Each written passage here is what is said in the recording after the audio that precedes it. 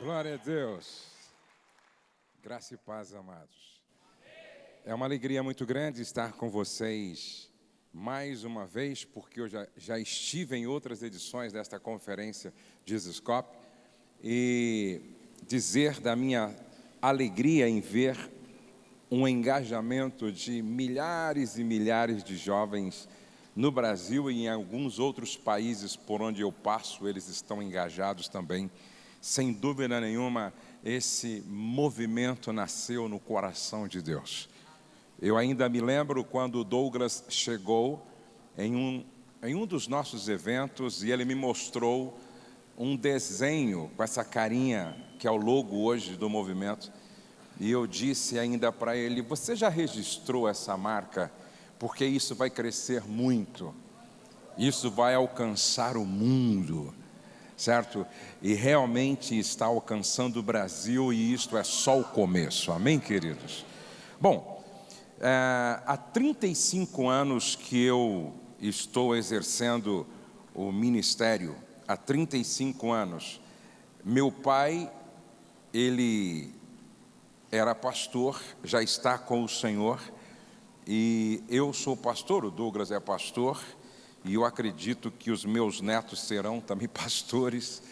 E então eu posso dizer um pouco para vocês sobre algumas lições que eu aprendi. E uma delas, eu quero ler um texto, porque faz todo sentido com o que eu vou dizer para vocês. Atos capítulo 26 e verso 19, diz assim: assim, rei Agripa, não fui desobediente à visão celestial. Ó rei Agripa, disse Paulo, eu não fui desobediente à visão celestial. Se você está marcando, marque aí. Liderança começa com uma visão. Liderança começa com uma visão. E aí você precisa entender isso. Veja que Paulo disse assim: olha, eu não fui desobediente à visão. A visão lidera o líder. Por isso que liderança começa com visão. Sem esta visão não há liderança. E como nós poderíamos definir visão hoje à tarde? Primeiro, visão é um retrato mental claro quanto ao futuro. Visão é a capacidade de enxergar o que a maioria não consegue ver. Preste atenção na história de José. Todos ao seu redor apenas enxergavam uma condição de ser escravo. Ele não se sentia escravo, ele estava escravo, mas ele não era escravo. Dentro dele habitava um governador, porque ele tinha visão clara quanto ao futuro. Visão é ter um vislumbre do seu propósito de viver. Visão é ter um vislumbre do seu propósito de viver. Eu fiz uma pergunta no Instagram sobre propósito, ou melhor, eu abri a oportunidade de fazerem pergunta para mim sobre propósito. E o que eu percebo é que uma grande parte das pessoas ainda não descobriram sua missão de vida. Ainda não descobriram a sua ideia central permanente. Ainda não descobriram o seu propósito de vida. Preste atenção que para Paulo isso estava muito claro. Eu desde cedo entendi qual é o meu propósito de vida, ó rei Agripa. Por isso eu não fui desobediente à visão celestial, ao chamado celestial. Eu sei para que eu fui chamado. E me perguntaram, mas qual a diferença entre propósito e chamado? Eu penso que são duas coisas que andam juntas. O propósito está dentro do chamado e o chamado está dentro do propósito. Maius, o grande mestre que já está com o Senhor, dizia: nem a morte é pior do que uma vida sem propósito. Nem a morte é pior do que uma vida sem propósito. E é interessante que a visão é um sonho gerado por Deus no coração do homem. A visão é um sonho gerado por Deus no coração do homem, que tem tudo a ver com a sua vocação, com o seu chamado, com o seu propósito. Se não, preste atenção. Qual foi a visão que Deus deu para Noé? Construir uma arca. Qual foi a visão que Deus deu para Abraão? Uma terra para ser conquistada. Qual foi a visão que Deus deu para Neemias? Uma cidade para ser reconstruída a partir dos seus muros. Qual foi a visão que Deus deu para Moisés? Um povo para ser liberto. Qual foi a visão que Deus deu para Davi? Um governo. Agora, qual é o problema aqui? Por isso que isso fez sentido para mim desde o início. Tem muita gente que foi chamada para construir uma arca e está idealizando um governo. Tem muita gente que foi chamado para governar e está insistindo em libertar um povo. Tem muita gente que foi chamado para reconstruir uma cidade a partir dos seus muros e está tentando construir uma arca. Quando você faz aquilo para o qual você não foi chamado, você corre um sério risco de se decepcionar com Deus, consigo mesmo, com os outros, cair em depressão e parar no meio do caminho. Roberto Chiniachik diz algo interessante. Tem filho que nasce para nadar, tem filho que nasce para voar. Qual é o grande desafio para os pais? Ajudar o filho a descobrir para que ele nasceu, para nadar ou para voar. Você nunca vai encontrar um pássaro no psiquiatra, no psicólogo, no terapeuta dizendo: pô, não aguento mais voar. Eu estou deprimido de tanto voar. Por quê? Porque ele nasceu para voar e quanto mais ele voa, mais energia ele tem para fazer. Você nunca vai encontrar um peixe no terapeuta, psiquiatra. Eu não suporto mais água. Eu não suporto mais nadar, cara. Eu estou assim com depressão só de pensar que eu tenho que no outro dia acordar nadando dentro da água. Não, porque ele nasceu para nadar. E você precisa entender, isso tem a ver com visão, tem a ver com missão, tem a ver com chamado, tem a ver com propósito. Deixa eu contar um pouco da minha história. Há 28 anos atrás, um amigo me perguntou: Josué, por que você só fala de família? Por que você só fala de família? Quarta-feira você falou de família, domingo você falou de família e está conversando comigo sobre projetos que têm a ver com a família. E aí eu respondi para ele o seguinte: primeiro, eu não conheço clínico geral famoso, eu conheço especialista famoso. Eu não conheço clínico geral famoso, eu conheço especialista famoso. Eu disse para ele: segundo, quando você pensa em lâmina de barbear, o que vem na sua mente? Gillette. Quando você pensa em açúcar naquela época, União. Quando você pensa em lanche, McDonald's. Quando você pensa em cópias, Xerox. Interessante. E refrigerante, Coca-Cola. Eu disse: então, um dia no Brasil, quando falaram assim, família, vão lembrar de Josué Gonçalves. E quando falaram assim, Josué Gonçalves, vão lembrar de família. Quem não sabe aonde quer chegar, qualquer lugar que chegar serve. Preste atenção. Líder tem visão, porque ele sabe aonde ele quer chegar e como chegar. Agora, deixa eu dizer algo assim bem interessante para você sobre visão. Primeiro, a visão autentica a chamada e a liderança de um líder. Segundo, a visão existe para estabelecer um elo entre missão e ação. Terceiro, a visão empurra e catapulta o líder para que este siga em frente. Quinto, a visão mantém a chama da motivação acesa. A visão dá sentido de missão e de propósito à vida. Agora, preste atenção. Por isso que o líder é liderado pela visão. A visão dita onde você deve investir seus recursos. A visão disciplina o que você lê. Preste atenção. Se você foi chamado para construir uma arca, por que você está gastando tanto tempo lendo sobre botânica? Se você foi chamado para construir uma arca, por que você está gastando tanta energia estudando sobre avião? Presta atenção, a visão disciplina o que eu leio.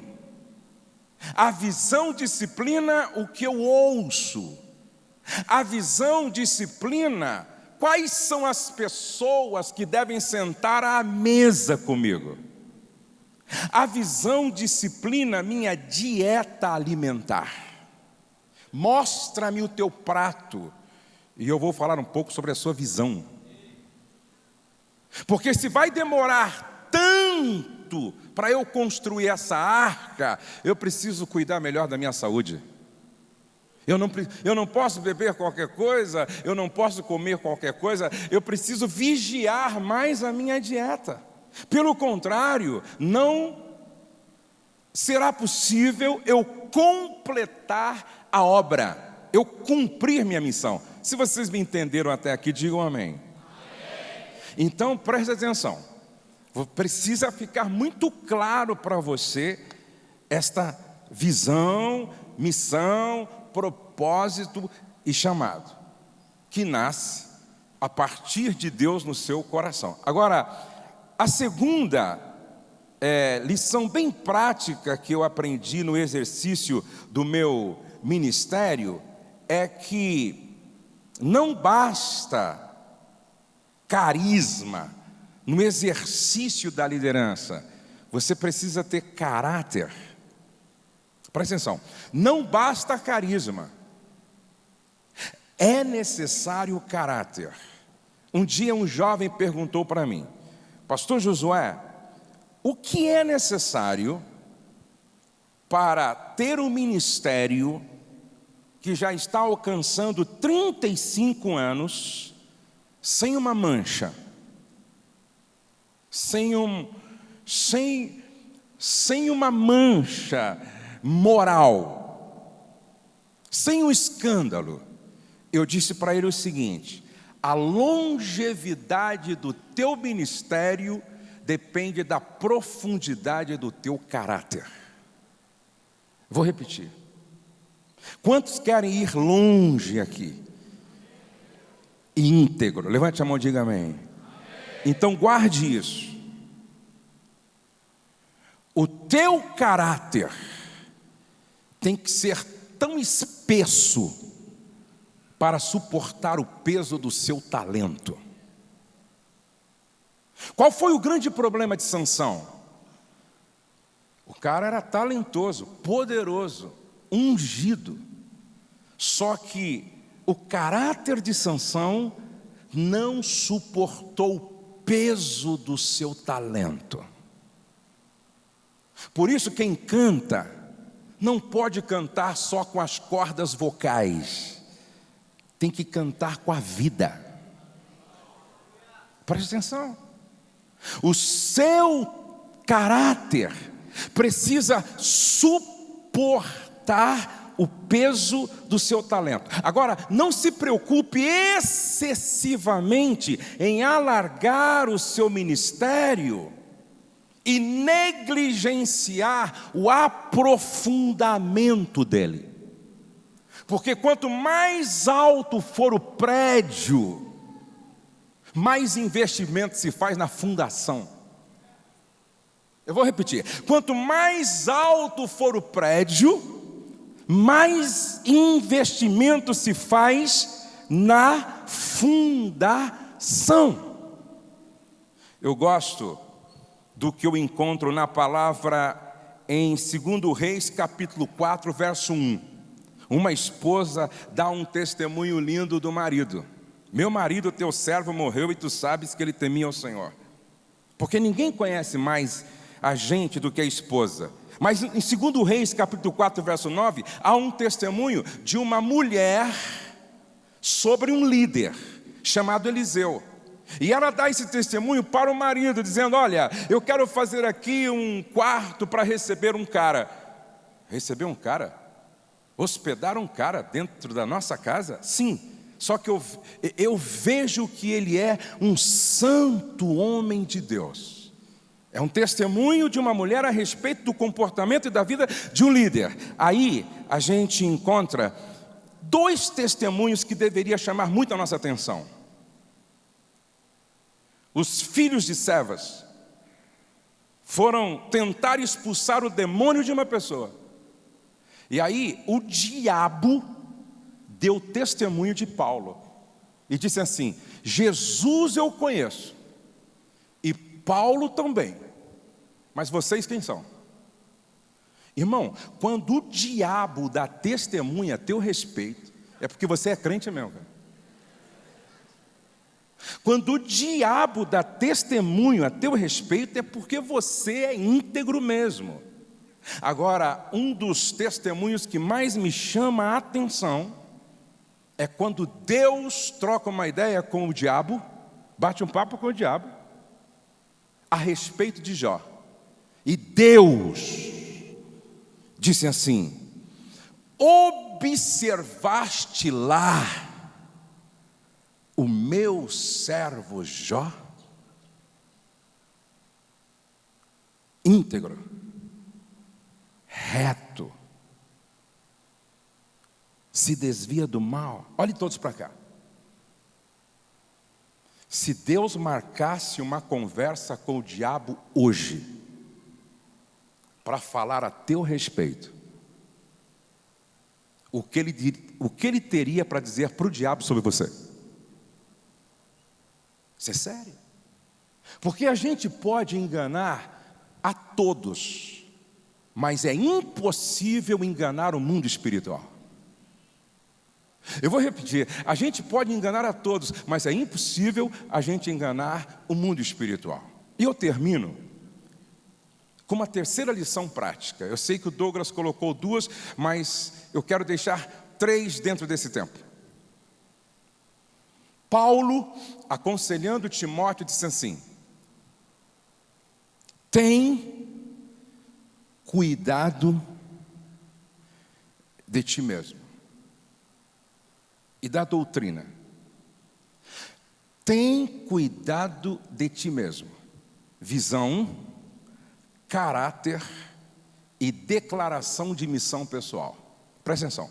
Visão, caráter e declaração de missão pessoal. Jonathan Edwards, que escreveu o lindo sermão Pecadores nas Mãos de um Deus Irado, e que foi um dos filósofos mais respeitados dos Estados Unidos e pastor também do século 17, com 20 ou 23 anos, ele escreveu suas 70 resoluções. E a primeira foi: eu decidi que farei tudo para a maior glória de Deus e o bem do próximo.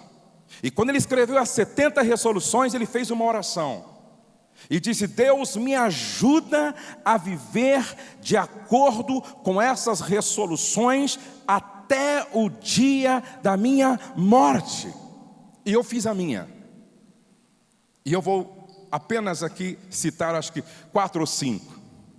Primeira resolução minha, de 21. Eu decidi ser aprovado primeiro dentro da minha casa. Vou repetir. Eu decidi ser aprovado primeiro dentro da minha casa, porque é no ambiente do lar que a sua liderança é aprovada ou reprovada. Por isso que Paulo diz que governe bem a sua própria casa antes de ser ministro na casa de Deus. Segundo, eu decidi sonhar grande, mas com humildade, para começar do pequeno. Terceiro, eu decidi quem chegar perto de mim tem que sair melhor. Sabe por quê? Se eu sou templo do Espírito, eu carrego o Espírito. Se eu carrego o Espírito, logo eu carrego o céu. E quem carrega o céu, por onde passa, não pode deixar as marcas do inferno. Por último, eu decidi, e a maior prova disso é o Douglas aqui. Eu decidi nunca ser um teto para os meus liderados, mas sempre uma plataforma de lançamento. Os meus filhos irão mais longe do que eu. Os meus discípulos irão mais longe do que eu. Os meus alunos irão mais longe do que eu. Vocês irão mais longe do que os pais de vocês. Sabe por quê? Nós, como líderes, não podemos ser como Saul, que perseguiu o liderado, porque ele não suportava ver Deus usando mais Davi do que ele. Ele não entendeu que todo líder precisa ser uma plataforma de lançamento, precisa ser um guerreiro lançando suas flechas para que elas possam ir mais longe do que eles foram. Se vocês me entendem, digam amém.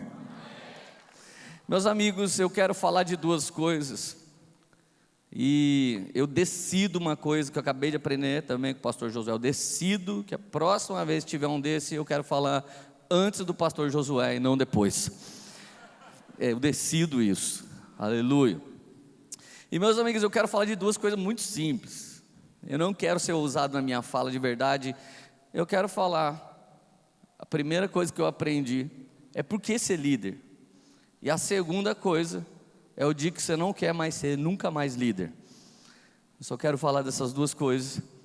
E meus amigos, por que ser líder? Eu tinha 7 anos de idade, eu só fui na missa.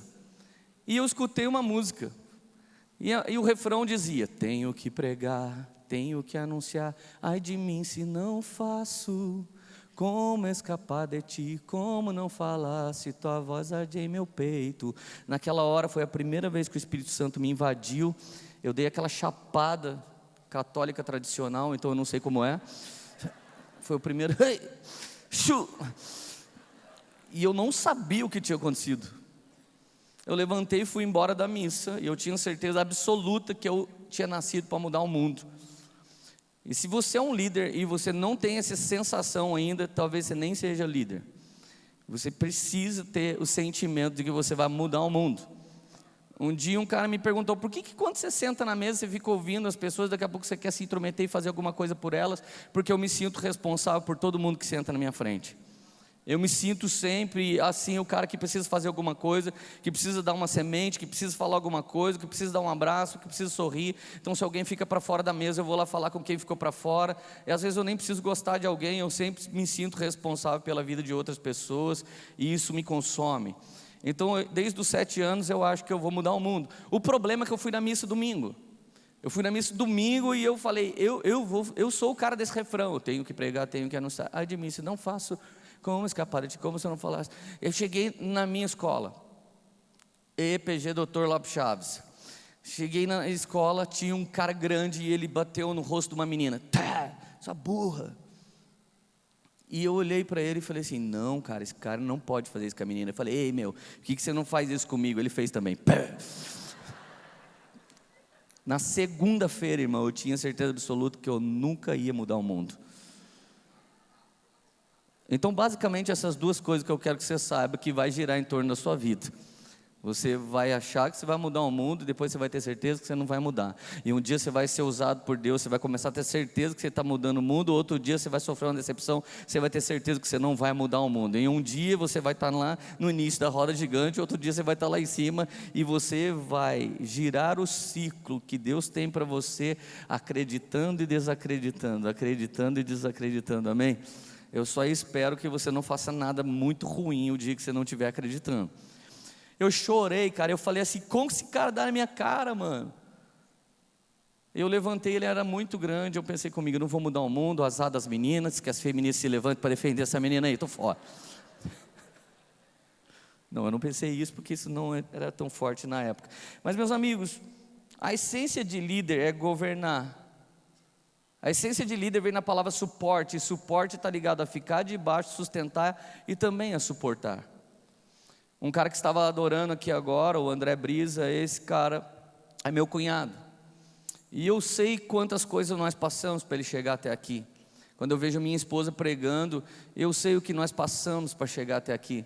Então talvez eu consiga fazer outras 20 igrejas como a Poema, mas eu não sei se eu consigo trazer outro cara como o Brisa ou como a Érica para onde eles estão hoje. Então o mais difícil é você construir pessoas, não construir coisas. E um líder, ele está aqui para construir pessoas, amém? O Senhor fez um jardim e Ele nos nomeou jardineiros. E se não der certo na sua jardinagem, o carpinteiro de Nazaré é bom em pau que nasceu torto, amém? Deixa que ele resolve. Mas aquilo que cabe a gente vai com muita ousadia nos gastar e nos doar para fazer o máximo. E eu creio que liderança é cobertura espiritual. Ela é paternal, ela pode ser mentoria, ela pode ser supervisão, encarregada, discipuladora, educadora. Toda liderança, ela tem sim uma hierarquia, uma influência sobre a sua vida. Mas o mundo espiritual, Deus tem umas maneiras de fazer coisas que às vezes Ele levanta alguém para nos liderar num ângulo diferente, para ver se a gente realmente é espiritual. A serva de Naamã, ela liderou Naamã sendo empregada dele, e ele acreditou na voz profética daquela garota e foi curado da lepra. Você precisa entender que não é um mundo matemático e não é natural a liderança de Cristo. Algum dia Deus levanta um Gideão para liderar o seu próprio pai. Deus me deu a graça de ordenar, meu pai é pastor, e eu te juro que nem no maior delírio da minha vida eu imaginei que eu fosse ordenar meu pai a pastor. E que eu ia ordenar minha sogra diaconisa, essa aí só Pedro fez igual, ele levou a sogra para ser curado.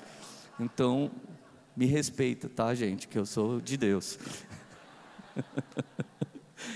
E meus amigos, liderança não é abuso, liderança é uma via de duas mãos. Eu sou muito bem cuidado por um pai espiritual, mas eu também tenho muitos mentores, eu tenho muitos conselheiros, e talvez o número de pessoas que falam diretamente na minha vida hoje dê em torno de 30 pessoas. E sabe que essa cobertura, ela é a base. O pastor Josué falou disso, é uma plataforma de lançamento. A palavra humildade vem da palavra grega tapeinos, que tem um significado literal como tapete. A didática de Jesus é: aprendei de mim que sou manso e humilde. Eu não bordo, eu não brigo, eu não estou latindo. Você pode se aproximar que eu sou muito manso. E o Senhor Jesus, Ele é muito humilde. A didática da humildade é o amor condescendente. Eu tenho uma filha de 7 anos, às vezes ela apronta feio e eu quero dar uma dura nela. Então eu pego ela, que ela é menor que eu ergo ela um pouco mais alto que eu, olho nos olhos dela e falo assim: não, filha, não faz isso. Esse é o amor de Jesus, é um amor condescendente. Ele não se contentou em ser como eu e como você, Ele se tornou servo de todos nós. Então foi olhando da bacia nos olhos dos discípulos que Ele os amou. E essa é a didática de liderança. Cobertura espiritual é plataforma debaixo dos meus pés, não é teto sobre a minha cabeça. E tapete, gente, é uma coisa que consegue te acertar quando você está meio cambaleando. Se você for dar uma cambaleada e você tem uma cobertura que realmente está debaixo dos seus pés, ela te acerta. Alinhamento e balanceamento e cambagem é a liderança que faz em você. É aqui embaixo dos seus pés. Um dia eu perguntei para um pastor mexicano, um dos mais influentes que vem no Brasil: quantos membros tem na sua igreja? Ele disse 400.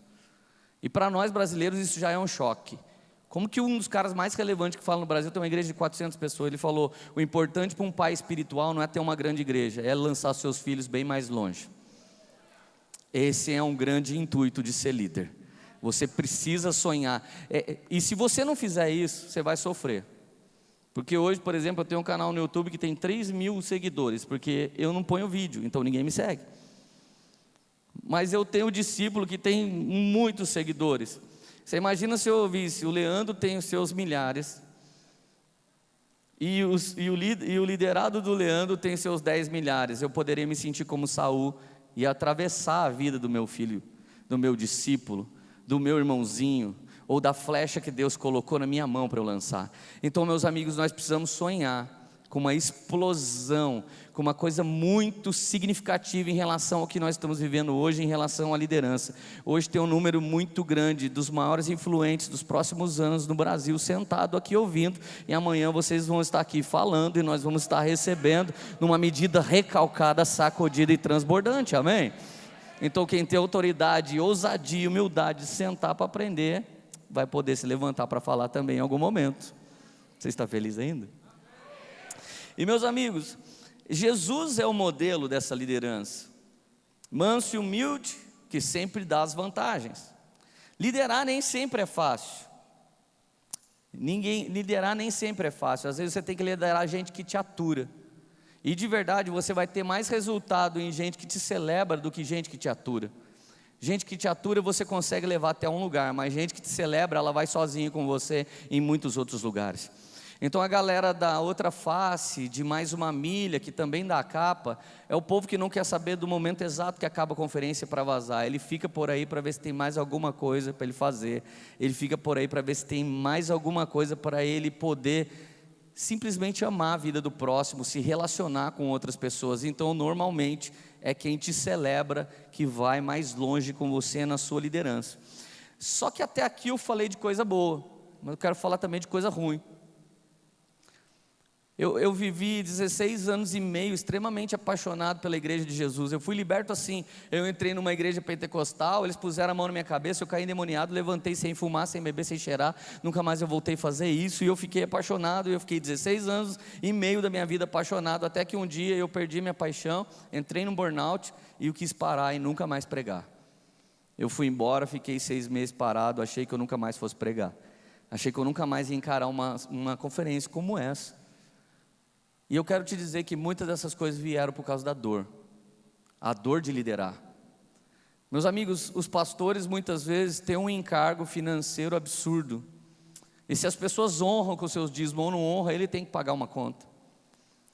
Os pastores muitas vezes eles estão ali, gastam uma semana tentando levantar 10 pessoas, na outra semana ele fica feliz, levantei 10, Jesus me usou para fortificar 10 pessoas, e aí caiu 20 na semana que vem.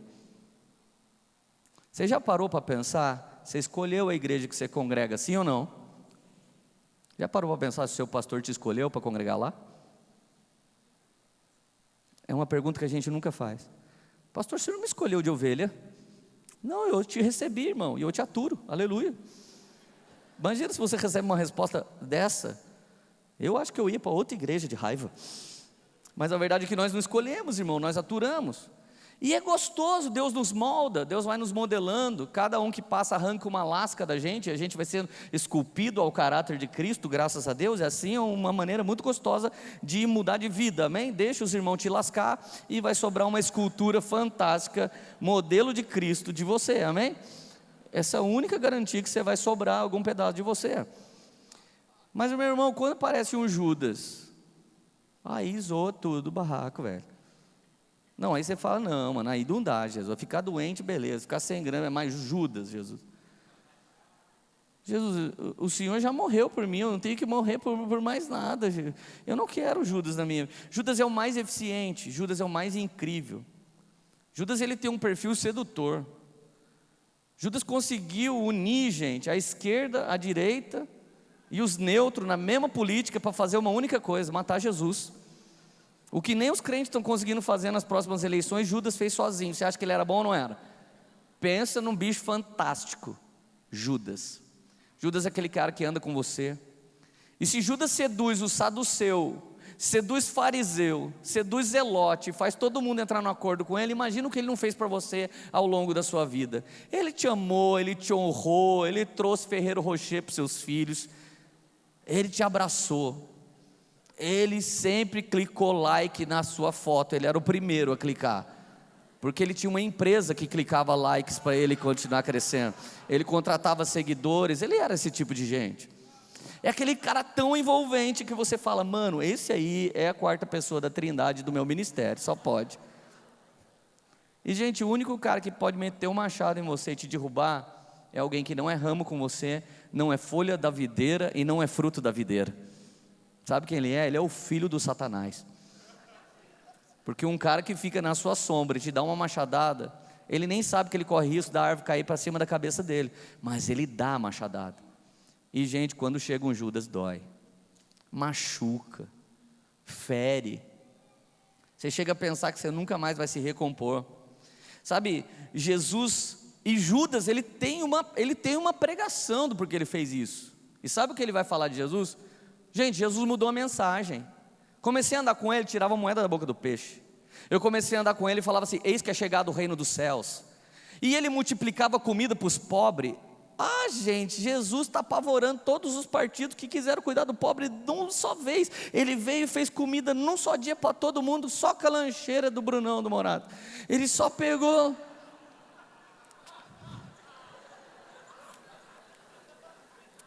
É o cara da minha galera que sempre tem alguma coisa para comer, gente. Gente, sabe o que foi louco?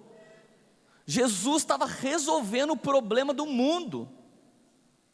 Filosófico, antropológico, sociológico, tudo sendo resolvido. Judas estava feliz da vida. Daqui a pouco, do nada, Jesus muda a pregação. Ele para de dar pão e começa a falar assim: eu sou o pão vivo que desceu do céu, quem não comer de mim não vai ter vida. Daí ele começa: cara, que papo canibal é esse? Quem não bebe do meu sangue não come minha carne. O que está acontecendo? E daqui a pouco ele começa a mudar mais ainda: meu reino não é daqui. Não, mas ele acabou de falar que o reino é chegado e agora o reino não é mais daqui. Não. Eu não sei vocês. Ele pensa nos 11, mas eu entrei nessa porque eu vi sair dinheiro da boca do peixe. O que eu quero é isso, eu quero algo. Gente, Judas é o cara que lidera tudo e todos para benefício de si próprio. Judas, ele não quer saber qual o custo, mas ele vai chegar lá. E meus amigos, ele fará o que ninguém que te ama tem coragem de fazer. E quer que eu te diga, todos nós precisamos de um Judas, porque as pessoas que te amam não te entregam para a morte. E Jesus falou assim, que se nós amamos o nosso próximo, nós devemos dar a vida por eles. E algum dia quem vai dar a nossa vida em troco de morte é algum Judas. E meus amigos, eu quero que você nem fique muito feliz com o que eu estou falando, sabe por quê? Porque a questão aqui não é eu falar dos Judas que me traíram. A minha maior preocupação é não ser o Judas de ninguém. A minha grande preocupação hoje é se eu já fui o Judas de alguém. E a minha preocupação até a volta de Cristo é se eu serei Judas daqui para frente na vida de alguma pessoa. Gente, isso dói tanto, que é melhor você ser neutralizado, você sair por baixo de uma confusão, mas não rachar nada, não rachar ninguém. Porque Deus, quando foi resolver rebeldia, Ele pegou Satanás e jogou na terra, não teve mesa. Rebeldia não tem tratamento, meu amigo. E o meu apelo hoje é que sua liderança venha a ser tão incrível a ponto que você precisa morrer do que trair alguém. Você prefira começar do zero de novo do que trair alguém. Agora, Leandro, você está ferido? Claro que não, eu tenho Jesus na minha vida como modelo de liderança. No capítulo 9 de Lucas, ele levanta 12, empodera 12. Sabe o que os 12 queriam fazer? Queimar Samaria. Olha que bem, que motivador, levantei 12, isso aqui está meus 12. E o que eles vão fazer agora? Destruir tudo. Pensa que Jesus se feriu?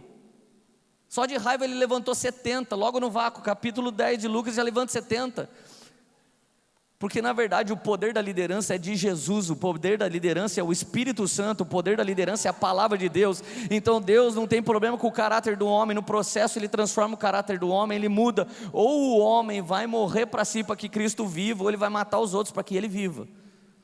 Mas a verdade é que o propósito de Deus vai se cumprir, seja pelo plano A, ou seja pelo plano B. Então meu amigo, eu quero encerrar com isso. Todo mundo que lidera recebe algo de Deus chamado, na nomenclatura que eu quero, a onda. A onda vai te pegar, e a onda vai te levar, e não há nada que você possa fazer para sair da onda que ela te leva, irmão. Quando seu ministério começa a acontecer, a onda te leva. Você esconde seu WhatsApp, as pessoas acham. Você esconde seu e-mail, elas acham. As pessoas te pegam na rua, enfiam dentro do carro, levam para casa delas para você orar para o enfermo. Não tem como elas fazem isso com você. Agora olha só o que acontece. A onda significa o favor de Deus para mim e para você. E quando a onda chega, tudo dá certo. Escuta só, eu tinha 1.300 cadeiras na Poema. Eu semeei para o Jesuscope. Eu semeei para Monte Sião de Taubaté, semeei para Poema de Mogi e semeei para o Movimento Conectados. E pedi para todos os 4, ora para que eu colha. E comprei 200 mil reais de cadeira. E eu não tinha dinheiro para pagar. E a Poema, com muito esforço, pagou 500 cadeiras. Ontem eu recebi um telefonema de um empresário. Eu nunca recebi uma oferta dessa na vida. Ele me ligou e disse: Leandro, estou depositando 100 mil na conta da Poema. Era exatamente o valor das cadeiras que faltavam para pagar. Aleluia. Então eu quero te dizer, meu amigo, que quando a onda chega para você, nem de dinheiro você precisa. Mas um dia a onda vai acabar. E quando a onda passar, 3 coisas tem que ter sobrado. A onda muda de uma pessoa para outra. Alguém que está aqui, a onda é muito alta e vai durar muito. Outra pessoa que está aqui, a onda é menor e dura um pouco menos. Mas todo mundo vai pegar uma onda, e o nome dessa onda é o favor de Deus. Quando essa onda passar, 3 coisas vai ter que restar. Você vai ter que ter permanecido fiel. Você vai ter que ter relacionamento. E você vai ter que ter frutificado. Quando essa onda acabar, o Senhor vai olhar para você: e aí, Leandro, viajou a terra? Sim. Servo bom e fiel. Me mostra os talentos que eu te dei, eu mostro o dobro. A minha mulher vai olhar para mim: viajou bastante a terra? Viajei. E você só teve eu de esposa? Sim, amor. Você permaneceu fiel a mim, então vem aqui. E as minhas filhas vão falar: papai, você sempre voltou para casa e sempre foi o nosso pai, você permaneceu fiel com a gente. Olha, você pode apresentar também os seus netinhos. E quando você voltar, você vai voltar para o seu pastor local, para a sua igreja local, e você vai honrar onde tudo começou. Sabe por quê? Porque a primeira coisa que tem que permanecer quando a onda passar é que você permaneceu fiel a tudo que Deus confiou para você antes da onda. Segunda coisa, relacionamento. Nova geração, nunca despreze os pastores e os líderes, porque vocês são pastores e líderes. Se você passa por uma igreja com aquela sua agendinha bombando e desonra pastor, o dia que você não for mais famoso, você não tem mais convite. Porque quem manda na igreja são os pastores. Quem lidera uma igreja são os pastores. Os homens que nós precisamos olhar no olho e sentir o coração deles é pastores e líderes. Porque povo é povo, um dia grita hosana e outro dia grita crucifica. Mas a carta chega para os pastores, eles são os homens que sabem o que Deus pensa. Honre os pastores, meus amiguinhos, e vocês vão ter vida longa. E a última coisa, você vai ter que ter fruto. Na hora que a onda passar, só vai te restar o regozijo na fidelidade, nos relacionamentos e nos frutos que você deu. E é isso que eu espero que aconteça com todo mundo que está aqui. Não invente a onda, drope sua onda, drope em alta velocidade e vai semeando frutos, relacionamento e fidelidade. E não se frustre com Judas, porque até mesmo um pé no seu traseiro te empurra para frente, em nome de Jesus, amém? Deus abençoe vocês, em nome de Jesus. Vocês têm fé, gente? Boa tarde, gente. Tudo bem com vocês? Vocês estão felizes ainda? Poxa, cara, a zoação é geral, cara. E é muita gente me zoando, é difícil, cara. Eu fiz anotações aqui, cara. Deram 4 folhas, mas eu vou conseguir falar em 20 minutos. E uma responsabilidade enorme. Eu amo estar com Douglas e com Val, com todo o time. Mas realmente falar depois do pastor Josué e do Barreto, que são caras que me inspiram. Na frente do Azaf, que é um dos homens que eu mais respeito no Brasil. Não, Azaf, o Azaf é o Azaf. Você não precisa. Uns 2 anos atrás, ou 3 talvez, o Azaf, nós estávamos numa conversa falando sobre a nossa conferência de fim de ano, que ele está dizendo ali: ruim está para mim, né? Aí ele disse assim: eu posso ir nessa conferência? O Espírito gerou isso no meu coração. Eu falei: você é o Azaf Borba, você pode tudo. Você pode mandar até não ter a conferência, que não vai ter. Ele disse: eu sou cadeira cativa aqui. Eu falei: tá certo. Gente, que bom, muito honrado. Eu fiz muitas anotações. Estou muito feliz com isso mesmo. Bom, então vamos lá. Vai dar certo, irmão. Vai dar certo. Gente, 2 lições e tem uma de brinde, tá bom? Então, bom, eu tenho 15 anos de ministério com a Fran e com a minha família.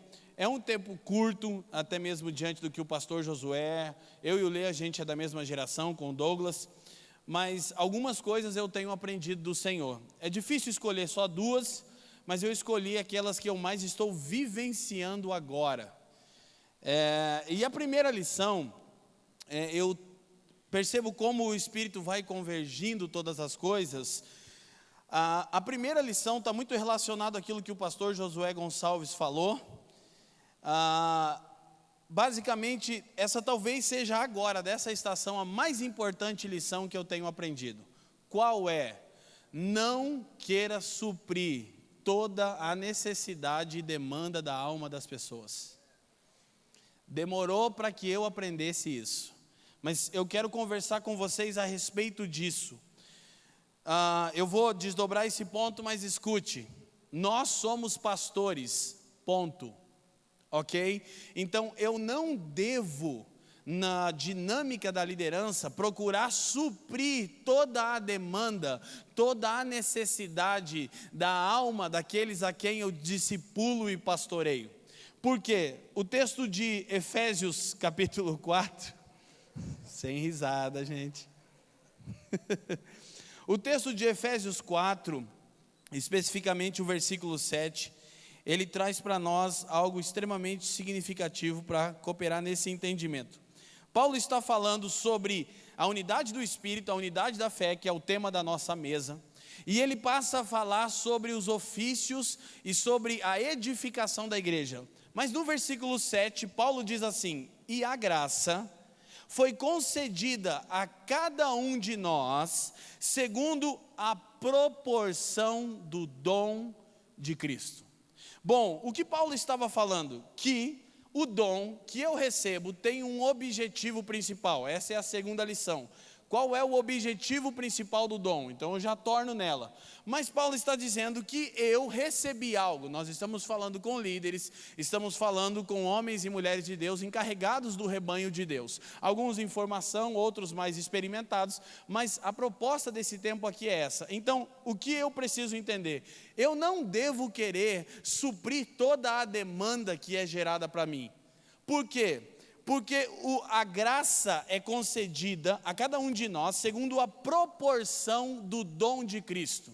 Então a matemática é a seguinte: eu tenho um dom, e esse dom é para que eu exerça governo em favor das pessoas, como o Barreto dizia, para que eu sirva, mas eu tenho graça de acordo com a proporção. Paulo usa uma palavra grega para proporção, que é metron. A palavra metron significa esfera de atuação. O que eu tenho aprendido com o Senhor? Que eu tenho um dom para liderar pessoas dentro do propósito de Deus. Porém, a graça para exercer o dom está de acordo com uma esfera de atuação. A palavra metron significa jurisdição, fronteiras, limites, um lugar onde eu posso atuar. Quando eu saio desse lugar, me falta graça. E sem graça se torna peso. Eu só estou pertinho de fazer 37 anos, mas cuido de pastores no Brasil. E eu tenho percebido o quanto tentar suprir a demanda das pessoas e andar fora do metron pode sugar alguém ao ponto de prostrá-lo em depressão. Por quê?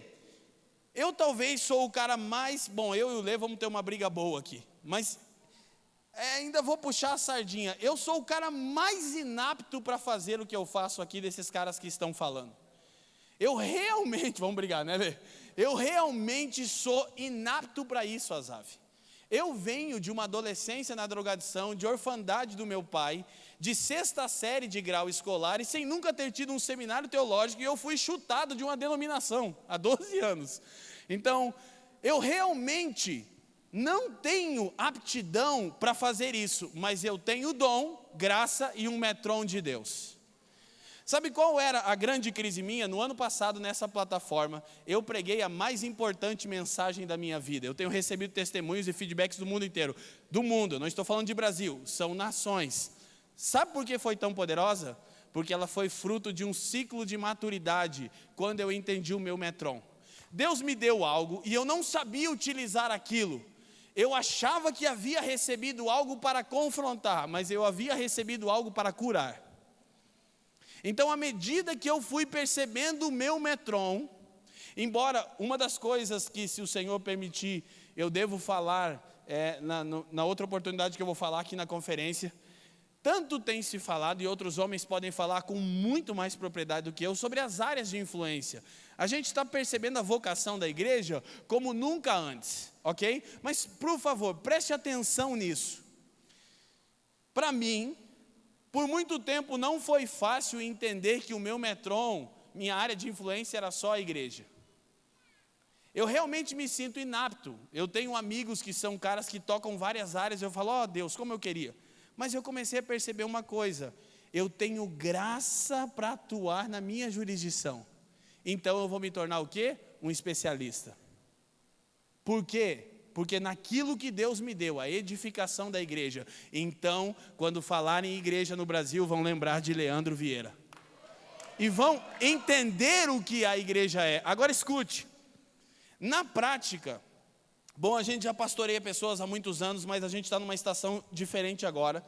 Na prática, quando eu recebo alguém com um problema psicológico, e eu não tenho metron, não tenho jurisdição, eu não sou um psicólogo, eu sou um pastor, ponto final. Quem está me entendendo?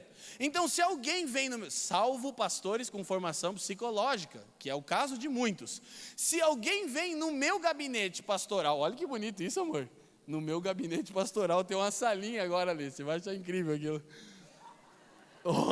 Canto, você vai ficar de cara. Se alguém vem no meu gabinete pastoral com problemas que eu identifico que são oriundos realmente de um histórico, essa pessoa já tem ouvido o evangelho, eu não vou tentar trazer essa carga sobre mim, eu vou recomendar um psicólogo para ela. Por quê? Porque eu sou um pastor e não um psicólogo, aleluia. Simples assim, se um casal se envolve em briga, em violência, agressão física na nossa igreja, eu chamo a polícia. Se um marido agride a sua esposa, eu não aconselho ele, eu denuncio para Maria da Penha, aleluia. Quem está me entendendo? Porque nós temos uma percepção mística, espiritualista das coisas, e aí você fica tentando resolver. O cara com um problema na alma, que não aceita a suficiência do evangelho, o marido que vive batendo na esposa, chega uma hora que sabe o quê? Você está com um problema com a sua esposa, você está com um problema na sua alma, por quê? Porque você não tem graça para isso. E quando não tem graça, gente, fica pesado. E uma coisa eu preciso entender, uma outra escritura, e eu quero falar disso com muito cuidado, 1 Coríntios capítulo 15, olha, está dando certo, Jesus querido, nem acredito, você está feliz ainda? 1 Coríntios 15, 10, Paulo diz assim, mas pela graça de Deus sou o que sou. Então a consciência que Paulo tinha como líder, o que eu sou pela graça, mas o sou. E a sua graça que me foi concedida não se tornou vã. Antes, ouçam isso, trabalhei muito mais do que todos eles. Todavia, não eu, mas a graça de Deus que está em mim. Então, o que opera eficazmente é a graça. Logo, se eu saio do metron, da minha esfera de atuação do meu dom, eu não tenho graça. Então, não há transformação, mas só há peso e fadiga e depressão é o quadro final de milhões de pastores. Até suicídio, diz Asaf, como temos visto, infelizmente. Por quê? Porque eu tento suprir a demanda da alma das pessoas quando eu não posso fazer isso. Agora, se você é vocacionado à psicologia, então você tem metron nisso. Leandro, como é que eu identifico qual é o meu dom? É onde você tem graça. Aí que eu vou falar uma coisa para vocês, por favor, não me interpretem mal, é fácil fazer isso aqui para mim. Mas para qualquer outra pessoa, talvez subir numa plataforma como essa, Tem gente que nem consegue, desmaia ali, não desmaia, irmão? Quem se identifica com isso? Eu tenho uma esposa linda em casa que se subiu o primeiro degrau, desmaiou.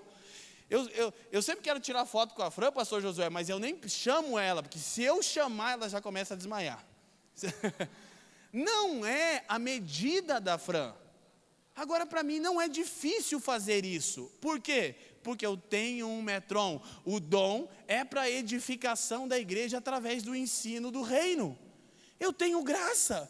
Na verdade, não que não haja, eu estou aqui, irmãos, fisicamente debilitado. Falei para o Douglas e para a Val, porque Jesus Cop para mim não é uma conferência qualquer. Nenhuma é, quem me conhece sabe do meu zelo, mas esse encontro aqui é muito importante, então eu sempre fico ruim, passo mal à noite. Mas eu tenho graça. Não é pesado fazer isso aqui, quem está entendendo? Então, por favor, se o problema é psicológico, recomende um psicólogo. Se o problema é violência, denuncie para a Lei Maria da Penha. Não tente solucionar aquilo que você não tem graça para fazer, amém? Não tente resolver tudo, porque isso traz fadiga, cansaço e estresse. O que trabalha? Paulo diz, eu trabalhei mais do que todos eles. Aí como que corrigindo ele disse, todavia não eu, mas a graça que em mim opera. Então, o que trabalha na minha liderança? A graça de Deus. E a graça de Deus, ela cobre uma medida, uma esfera de atuação, de acordo com o meu dom. Diga comigo, metron.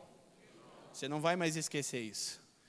Como eu identifico o que fui criado para fazer? Onde tem graça, sem peso, é leve. E aí tem resultado, tem transformação, tem mudança. Olha só, eu estou sentado aqui ouvindo um dos pastores que é a maior referência de família no Brasil, e acabo de receber um recadinho no Instagram. Ele falou do Brisa, e eu acho que a gente precisa fugir dessa mentalidade de falsa humildade. Nós temos que apontar frutos. A gente está querendo falar de algo que está funcionando. Então, eu estava sentado ali agora, e um casal, alguns de vocês já sabem disso, que depois do Dizoscope do ano passado, eu preguei no Rio de Janeiro, eles estavam 10 anos divorciados, no papel. Jesus fez uma coisa poderosa e eles voltaram. E eles estão num processo, imagina 10 anos com traição, muito. E a última conferência que eu tive com o meu amigo Davi Fernandes, eles estavam lá, estavam mal, eles estavam falando em separar novamente. Eu chorei tanto, eu tinha que pregar numa conferência, mas eu falei para eles, e ele disse assim para mim, Leandro, pode ir lá, né? Só hora da pregação. Eu falei, cara, eu não estou interessado em pregar mais, eu quero ver seu casamento salvo, cara. Ele acabou de me mandar uma mensagem, Leandro, Jesus mudou o céu a partir daquele dia. A gente largou um monte de coisa que tinha que largar. Depois eu te conto. Eu acho que ele fez isso, que ele está assistindo online, ele sabe que eu ia falar. Isso me encoraja. Descobri uma coisa, pastor Josué, que eu nunca pensei. Jesus está me dando um metron na área da família. Fica ligado, senhor, que eu daqui a pouco estou aí, hein? E ó, tem gente que não gosta, eu amo fazer isso. Eu estou facinho, tá bom? Minha esposa tem meu telefone, senhor, fica à vontade. Vocês estão felizes ainda, amém? Eu amo, cara, isso é muito bom. Segunda lição, eu só tenho 5 minutos. Vai dar tudo certo. Qual é o objetivo do dom? Presta atenção, eu tenho um dom. Esse dom opera pela graça, não é mérito meu, é graça. E ele alcança uma jurisdição, uma esfera de atuação. Qual é o objetivo de todo dom? Todo e qualquer dom tem um único objetivo. Eu recebo um dom espiritual, porque à medida que eu o exerço dentro do meu metron, com graça e em amor, escuta, o meu homem interior é desenvolvido e a igreja é edificada. Resumindo, qual é o objetivo de qualquer serviço no santo ministério? Formar Cristo. Escute, discipulado não visa prioritariamente formar líderes, visa formar Cristo. Porque nós sempre entramos numa mentalidade pragmática de formação de líderes, e nós formamos líderes em quem Cristo não foi formado, e o resultado a gente já conhece. Quem está me entendendo? Escuta, discipulado não visa prioritariamente formar líderes, visa formar Cristo. E todo pequeno Cristo lidera de acordo com o que o Lê falou, com a bacia e com a toalha na mão. Quem está me entendendo aqui, gente? Então, não importa a sua área de atuação, o dom que você tem opera no Metron com graça. E como você mede a eficácia? O quanto de Cristo já foi formado nas pessoas que você serve. Nós sempre temos aquela pergunta quando um pastor encontra outro pastor. Qual é a pergunta que eles se coçam para fazer um ao outro? Quantos membros tem na sua igreja? Então, escute, preste atenção. Uma vez um pastor me fez essa pergunta, e ele tinha uma igreja com muitos membros. Então, eu disse para ele: pastor, você assistiu os 300? Ele disse: hã? Eu disse: eu quero lhe responder, mas o senhor pode me responder. O senhor assistiu 300? Leônidas, this is Sparta! Aquela coisa. Assisti. Eu falei: o senhor lembra daquela hora que Leônidas e seu grupo encontram-se com os gregos que estão indo para a guerra? Lembro. Você lembra que o capitão da Grécia perguntou para o Leônidas? Lembro. Você lembra que ele disse assim: você só trouxe isso aí de homens? E aí o Leônidas diz assim: você, vozona, né? You. Que você é? Ferreiro. Você, o que você é? Tecelão. Você, o que você é? Agricultor. Espartanos, qual é a vossa profissão? Au, au, au. Aí o que ele conclui? Eu fazendo isso na frente do pastor. Ele disse: aham, imagina, né? Se a Fran tá junto, tem duas versões minhas, com e sem a Fran. Sem a Fran eu sou um presbiteriano na raiz, no tutano. Sem a Fran eu já sou meio mais solto, pentecostal, um pouco mais arminiano na coisa. Escuta, eu disse para ele: pastor, pare de medir a eficácia do seu ministério pelo número de pessoas que ele congrega e passe a medir a eficácia do seu ministério pelo quanto de Cristo já foi formado nas pessoas que reúnem com você. Porque a vara de medir é Cristo e não quantas cadeiras eu tenho. Aleluia! Glória a Deus! Então, para a gente finalizar, olha só. Agora, conselho para quem está desenvolvendo o seu ministério. Discipulado, eu disse, o foco principal é Cristo formado. Mas os nossos dons e talentos, como diria uma irmã, né? Meus dons e talentos são para te ser. Brunão! Vou fazer um back pro Morada que vocês vão ver, vai ser violento. Vai ser incrível. Eu tenho dons e talentos para servir ao Senhor. Escute, a gente na verdade está falando a uma geração aqui de novos líderes, de pessoas que estão engajando nisso. Procure o seu banqueiro. Você lembra Mateus capítulo 25, o cara que enterrou o talento, ele diz: eu sabia que você é severo, etc, coisa e tal. E o Senhor disse assim: se você sabia tudo isso sobre mim, por que você não deu o meu dinheiro aos banqueiros? Você sabe quem é o banqueiro? É alguém que te ajuda a desenvolver e multiplicar o que você recebeu de Deus. Essa é a função de líderes, mas não em detrimento de Cristo ser formado. Cristo formado em mim me ensina a usar os dons que eu recebi, que operam pela graça. Então tudo é Cristo, Cristo em mim, Cristo neles. Agora, para a gente concluir então, que maravilha, deu certo, viu? A terceira de brinde, olha só, terceira lição de brinde. Alguém passou do tempo? Conta a verdade para mim aqui. Eu acho que sim, né? Olha aqui, a de brinde, terceira. Líder, a mensagem que você prega, te prega. Então, antes de ensinar alguma coisa, certifique-se que ela já é uma verdade encarnada em você. Por quê? Porque a mensagem que você prega, te prega. E eu estou vivendo isso. Eu estou vivendo isso, sendo pregado pela mensagem que eu prego. E isso é incrível, porque ainda assim eu vejo graça e favor de Deus. Amém, gente? Glória a Deus, aleluia. O presente é para mim estar aqui com esta turma querida. E no meio dessa turma aí, nossa galera de Porto Alegre. Onde estão a turma de Porto Alegre aqui? Meu filho André está lá no meio. E alguns irmãos que caminham conosco de Rio Preto. Tem alguém de Rio Preto aqui? Deixa eu ver, olha aí, benção, olha aí. De São Vicente, eu já vi turminha de São Vicente. Aí, Praia Grande, a turminha lá da Baixada. E eu louvo ao Senhor de encontrar meu querido amigo, irmão. Quantos Conjuban em Brasília, hein, irmão? Glória a Deus, e pelo Brasil afora, todos esses anos que eu encontro o pastor Josué. Um dia nos encontramos num avião indo para o Japão, os dois. Daí ele disse, me ajuda com as minhas caixas de livro. Eu disse, eu estou carregado de CD aqui. Os dois. Mas eu sou da época, irmãos. Eu comecei a ministrar, eu tinha 16 anos de idade, há 44 anos atrás, ou 43, né?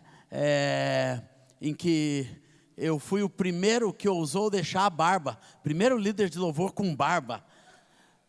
E eu gostava daquela barbinha, naquela época era noiva ainda, gostava também, né? E era bonito, até que eu cheguei numa igreja, em que eu estava chegando para ministrar, uma igreja grande, e o diácono chegou e disse, irmão, me perdoa, mas o pastor disse que aqui de barba não.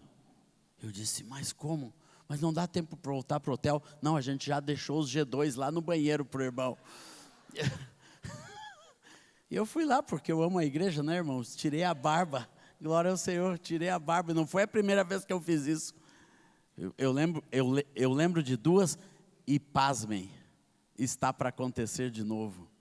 Nós vamos ministrar em um local que o pastor foi pessoalmente em Porto Alegre e disse, irmão, eu vim aqui constrangido, mas eu vim pedir para o irmão tirar a barba. Irmão, ainda existe isso. Já pensou se ele vem nessa conferência aqui?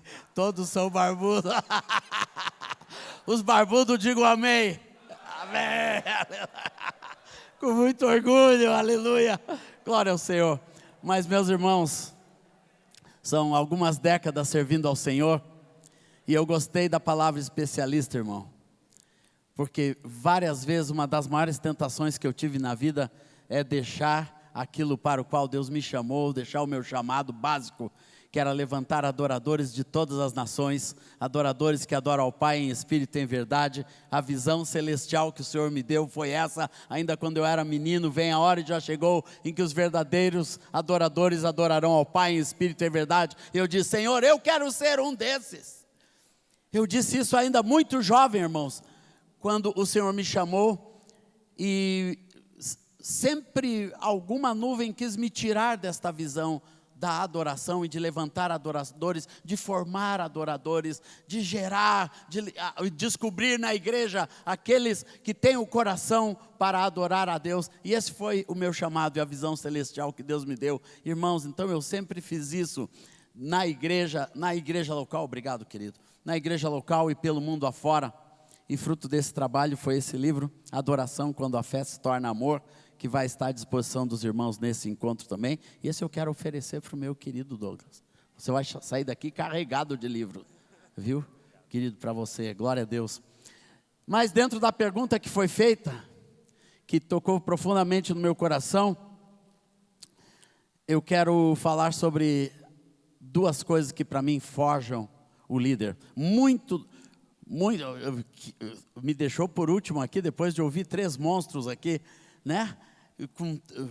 E muitas das coisas que eu vou falar já foram mencionadas aqui de uma forma ou outra, mas eu quero deixar registrado, irmãos, 2 pontos que para a minha vida são básicos na manutenção, no crescimento e em uma vida diante do Senhor como líder, em qualquer esfera, de qualquer tamanho.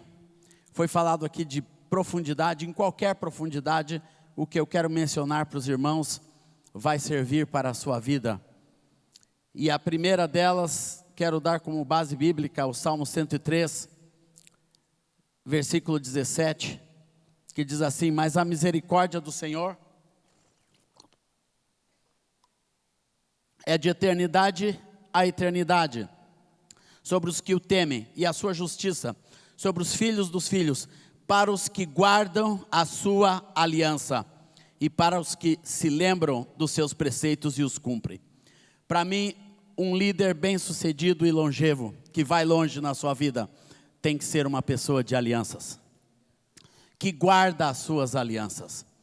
E eu vou mencionar aqui 5 alianças que Deus me ensinou a guardar. Algumas já foram faladas aqui de outra maneira, mas eu quero dizer para vocês do jeito que Deus ministrou ao meu coração no decorrer desses anos. E a primeira aliança, ela é a nossa aliança pessoal com Deus.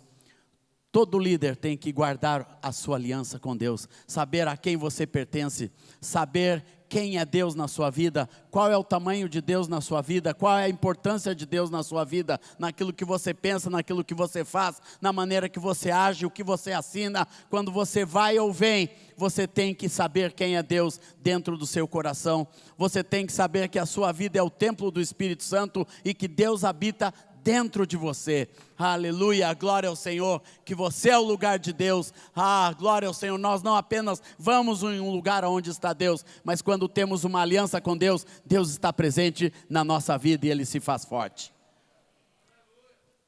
Isso é um seminário de um dia inteiro, mas vamos tentar em 13 minutos.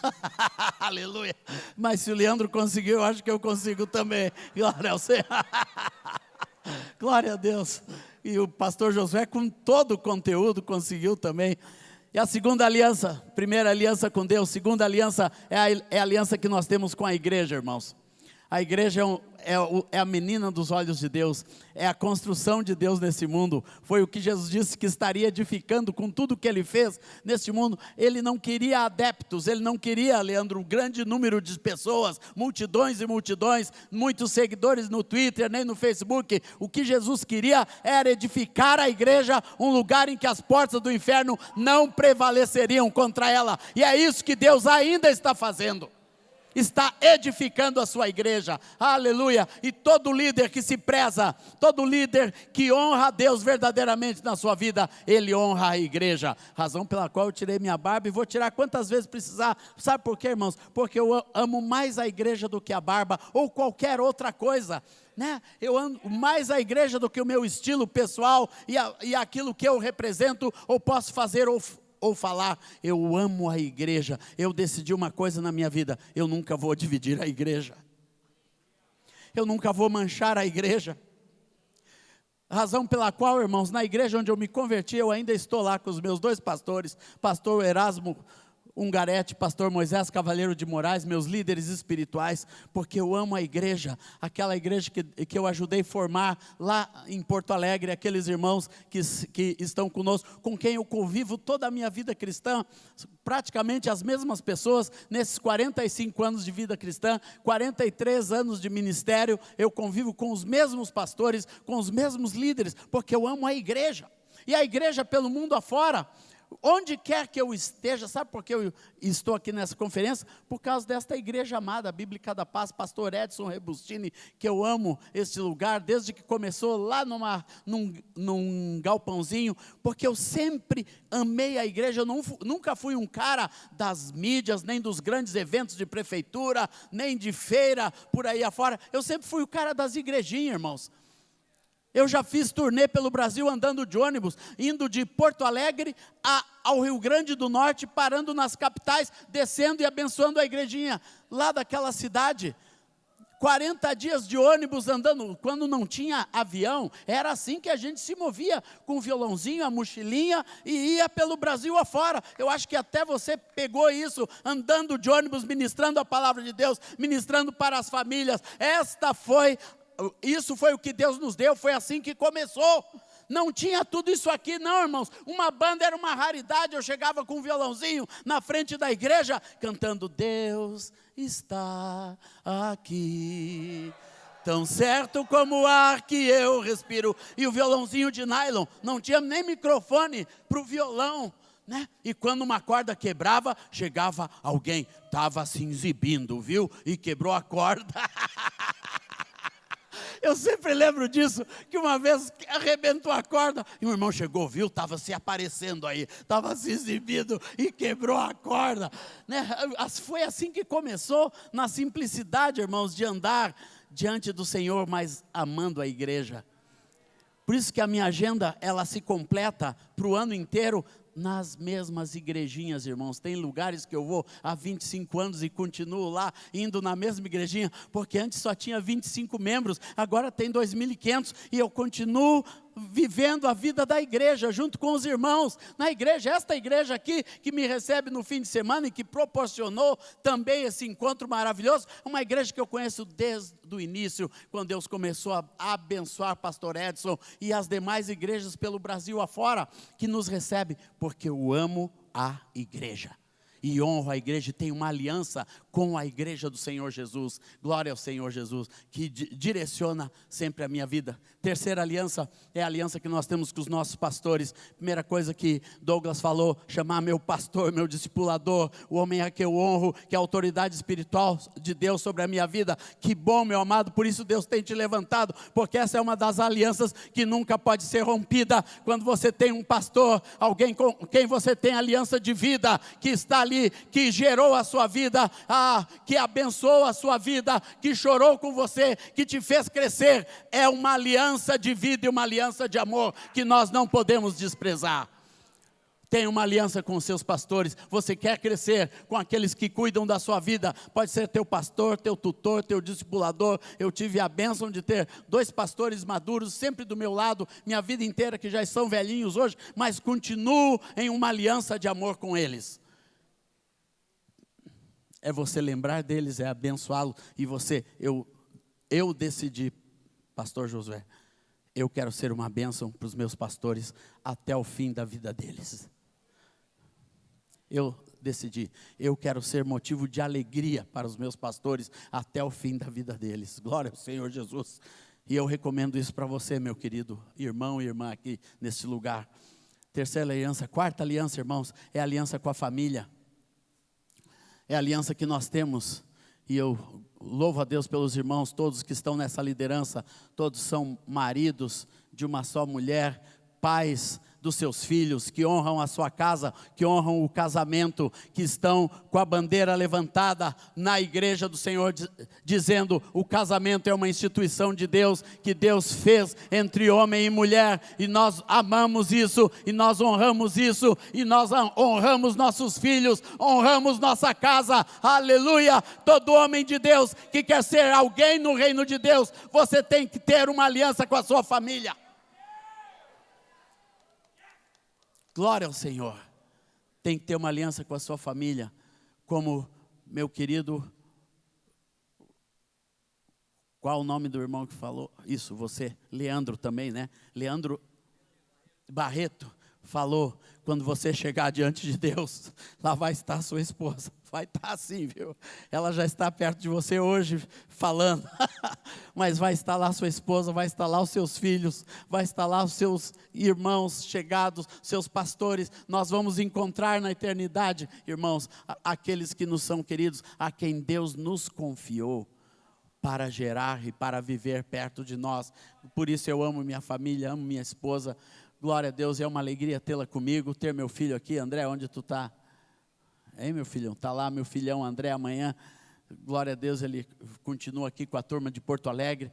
Aleluia, que bom ter minha família, ter minha Aurora querida sempre perto de nós, e a nossa vida ser uma vida em família. 36 anos de casados e com muita honra, muita alegria. Eu não me envergonho da minha esposa. Nós estamos ficando velhos juntos, né? Ainda estamos enxutinhos, né, irmãos? Glória a Deus. E ministramos juntos e levo minha família junto comigo no ministério, e eu louvo a Deus por isso. E a quinta aliança, já foi falado aqui pelos meus irmãos, mas eu falo de uma outra forma: é a aliança com o seu chamado, com a visão celestial que Deus te deu. Até ia usar o mesmo texto do pastor Josué, mas coloco dentro de uma aliança que cada homem e mulher de Deus tem que ter com o seu chamado. Glória ao Senhor Jesus, que eu tive com o meu chamado como muito jovem. Glória ao Senhor, e comecei a viver essa vida de adoração, compondo os cânticos de Deus e tocando e levando esses cânticos.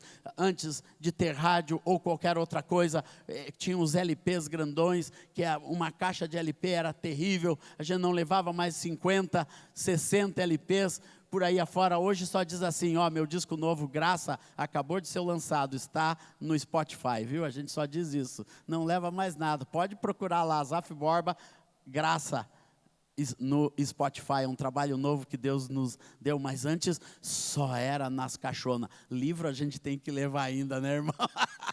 e pesa um monte. Tem que pedir para o filho ainda trazer um pouco, mas glória ao Senhor Jesus.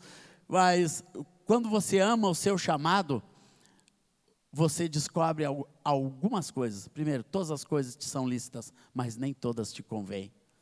Quando você tem uma aliança com o chamado de Deus na sua vida, todas as coisas te são lícitas, mas você não se deixa escravizar por nenhuma delas. Todas as coisas te são lícitas, mas nem todas edificam. Você começa a filtrar tudo aquilo que vem para a sua vida, porque você tem um chamado de Deus, um alvo para alcançar, como foi falado aqui, uma visão celestial, um gol que Deus te deu para atingir dentro dos teus dons, dos teus talentos, da sua especialidade. Eu vou dizer uma coisa para vocês: cada pessoa aqui tem uma ênfase dada por Deus que você vai ter na sua vida, e Deus vai te mostrar isso em nome de Jesus, aleluia. E Deus te trouxe nessa conferência para você começar a identificar aquilo que Deus já preparou de antemão para a sua vida e para o seu chamado. E agora eu tenho menos do que você tinha, Douglas. Eu só tenho 3 minutos e 42 segundos para o segundo ponto. Acabou as alianças, mas quero falar rapidamente no texto de 1 Timóteo 4, versículo 12. Ninguém despreze por você ser jovem. Pelo contrário, seja um exemplo para os fiéis, na palavra, na conduta, no amor, na fé e na pureza. Irmãos, na mesma intensidade que Deus te chama para guardar suas alianças, Deus te chama para ter uma conduta. E foi falado aqui, ser parecido com Jesus, Jesus copy. Esse é o propósito de Deus, uma família de muitos filhos semelhantes a Jesus. Mas todo líder tem que chegar nesse ponto. Você se torna padrão dos fiéis. Você se torna padrão dos fiéis. Você está na frente da igreja, não é uma pessoa qualquer. Por isso que Deus vai cobrar muito de nós que nos tornamos líderes, porque aqui nós precisamos ser padrão dos fiéis. Isso é uma amostra. Parecidos com Jesus, sim, mas ser padrão dos fiéis. Paulo elabora bem aqui quando fala na palavra, na maneira que nós falamos. Isso aqui dá um seminário por si mesmo. Na palavra, na conduta, na maneira que você se porta, a maneira que você faz. Por isso que você tem que cuidar da sua vida. Você jovem, você está aspirando o reino de Deus para ser um líder dentro da casa de Deus, você tem que cuidar da sua conduta. E esse é um grande desafio, meus amados, na conduta, no amor.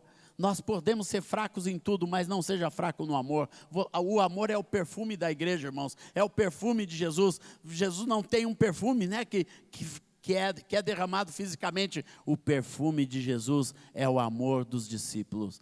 O amor que tem uns pelos outros. Você tem que cheirar o amor de Deus.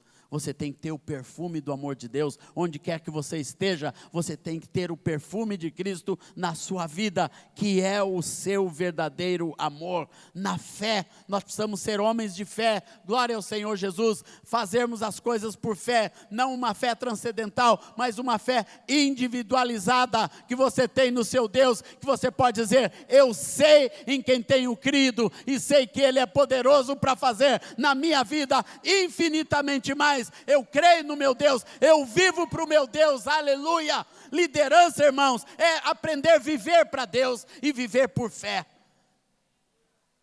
Eu lembro quando Deus me chamou para o ministério integral, eu era supervisor da Rede Globo, da RBS TV, sucursal da Rede Globo, especialista no padrão de áudio Globo, e tinha um bom emprego, mas Deus me chamou para viver, e viver pela fé. E eu lembro quando eu fui falar com meu sogro e minha sogra, né, que eu ia largar o emprego e que agora ia viver pela fé.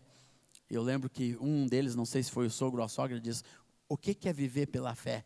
Eu disse: é não ter nunca mais um salário ganho no mundo e ganhar direto de Deus.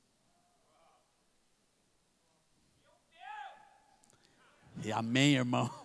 Isso já faz 32 anos, irmãos, que eu vivo pela fé. É aprender a viver pela fé. É você aprender a comer da mão de Deus.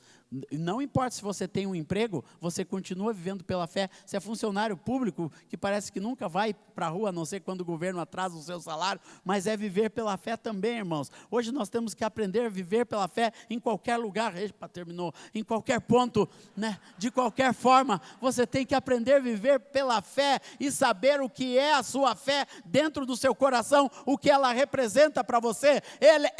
A tua fé tem que ser o teu respirar, aquilo que você realmente vive, como Hebreus 11 fala, tem que ser as nossas certezas e as nossas convicções mais profundas. Por isso, mais certo que o ar que eu respiro, eu tenho a minha fé no meu Deus, e eu aprendi a entregar minha vida, o meu destino e o meu futuro inteiramente nas mãos de Deus. E isso todo líder tem que aprender a viver pela fé. Aleluia, Senhor. E aqui, último. Desculpa, irmão, que eu passei um pouquinho. Seja padrão na pureza. Seja padrão na pureza. Deus procura uma geração pura, irmãos. Nós vivemos em um mundo sujo, em um mundo impuro, com internet impura, com televisão, com tudo impuro, com Spotify impuro. Você vai para o Netflix, é impureza em tudo quanto é canto, e isso está deturpando o padrão de Deus na vida dos nossos jovens, na vida dos nossos futuros líderes. Nós não podemos deixar que uma geração impura se crie na igreja, em nome do Senhor Jesus. E isso começa por mim, por você, em uma decisão pessoal de cada um de nós, de buscar a pureza como um padrão de Deus para a nossa vida, para nós sermos padrão para outros irmãos. Todo cristão, irmãos, não importa a sua estatura, se você é um simples jovem no meio da sua igreja, alguém vai estar olhando para você. Alguém vai ver, você só tem 15 seguidores, são 15 pessoas que vão estar olhando no teu Twitter e no teu Facebook, que estão esperando que você seja padrão para a vida delas. Por isso eu decidi em todas as minhas mídias sociais ser um lugar de edificação. E é uma ordem que nós temos no nosso ministério na Life em Porto Alegre. Nossas mídias sociais é só para edificação. Glória ao Senhor Jesus.